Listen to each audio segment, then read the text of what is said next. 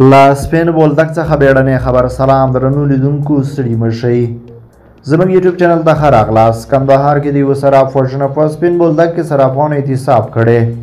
په کندهار کې د سرچینې وایي د دغه ولایت په سپین بولدک ولسوالۍ کې د صرافانو ټولنې د یوه صراف له وژل کېدو وروسته د اعتراض په ډول خپل دوکانونه تړلي دي. سرچینې ویلي دي چې صرافانو دا کار د سې شنبې په ورځ د زمري په 18 وکړ. د سرچینې د معلوماتو له مخې صرافانو وروسته له هغې خپلې صرافۍ وتړلې چې د دې ولسوالۍ په بازار کې د حاجي محمد رحیم په نوم یو صراف د وسلوالو غلو له لوري ووژل شو. اعتراض کوونکي له اسلامي امارات غواړي چې د دې صراف قاتلین ونیسي. دوی همداراز له اسلامي امارات چارواکو غوښتي چې د وسلوالو وژنو مخه دې ونیسي.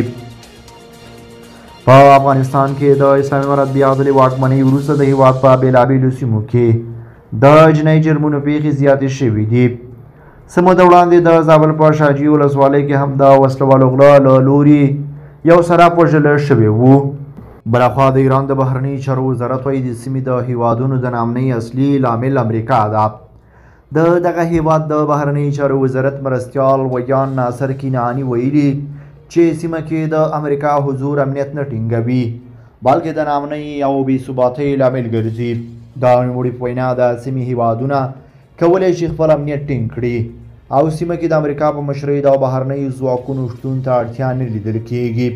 ایراني چارواکي داسې مهال پر امریکا دا نیوکې کوي چې د دغه دواړو هیوادونو ترمنځ په دې وروستیو کې د پټو خبرو اترو په اړه راپورونه ورکول شوي دي.